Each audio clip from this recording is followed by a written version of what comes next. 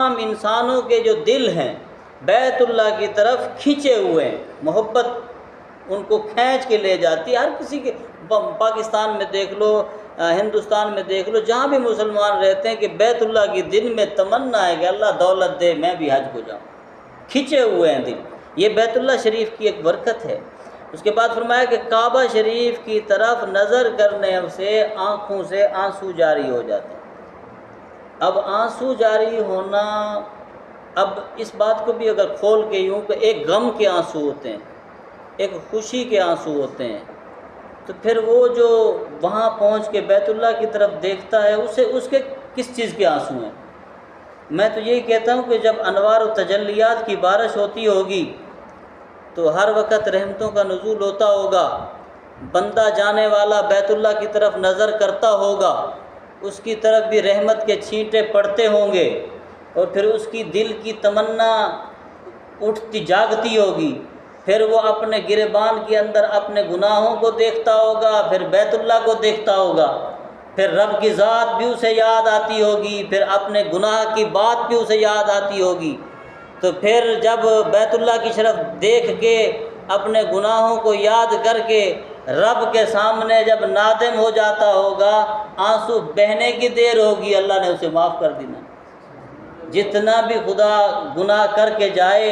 جب آنسو بہہ اٹھے، ہاتھ اٹھ گئے،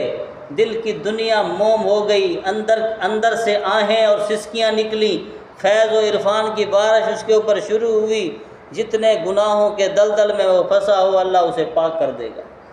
اس کا دل کی دنیا بدل جائے گی، اس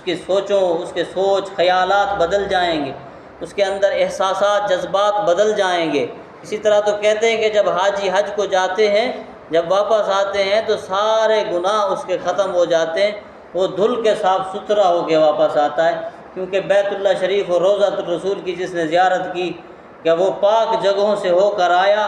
کیوں وہ پاک نہیں ہوا ہوگا، وہ بھی پاک ہو گیا ہوگا۔ اس کے بعد فرمایا کہ جو بھی بیت اللہ شریف کی بے حرمتی کا قصد کرے، کہ ابرہہ نے قصد کیا تھا، وہ بھی وہ بھی نیست و نابود ہو گیا، اس کو بھی خدا نے برباد کر دیا۔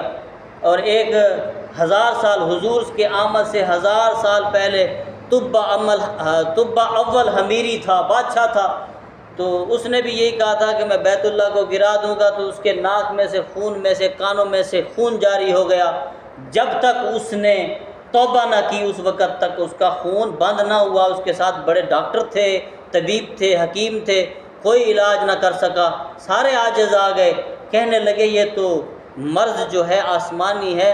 زمینی لوگ زمینی مرضوں کا علاج کر سکتے ہیں، آسمانی مرضوں کا علاج تو آسمان والا اللہ ہی کرے گا۔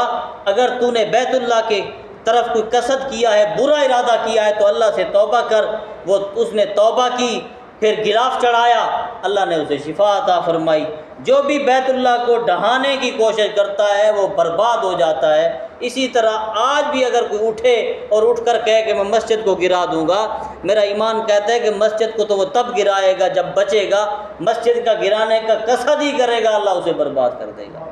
یہ اللہ تبارک و تعالیٰ کے گھر ہیں، اللہ ان کی حفاظت خود ہی کرنے والا ہے۔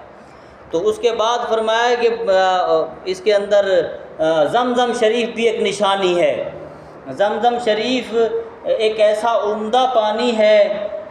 نبی پاک صلی اللہ علیہ وسلم کی اس کی حدیثیں وارد فرمائی، کہا کہ اس جیسا عمدہ پانی اللہ نے کائنات میں نہیں بنایا، کیوں کہ وہاں جس پہاڑوں کے اندر تیل نکلتا ہے، سونا نکلتا ہے، جن پہاڑوں کے نیچے پٹرول جیسی اور لوہے جیسی دھات نکلتی ہے، وہاں پانی کا نشان بھی نہ تھا، اور پتھریلی زمین تھی۔ حضرت اسماعیل علیہ السلام کو وہاں چھوڑ کر، ان کی والدہ حضرت ہاجرہ کو چھوڑ کر حضرت ابراہیم اپنے وطن واپس شام کو لوٹ گئے،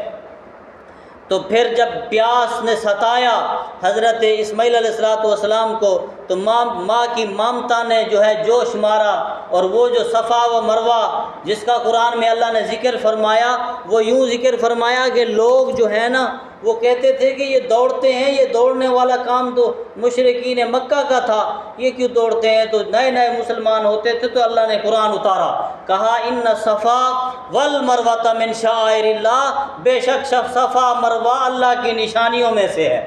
تو اللہ کی نشانیوں میں سے صفا مروہ ہوئی، اس کے بعد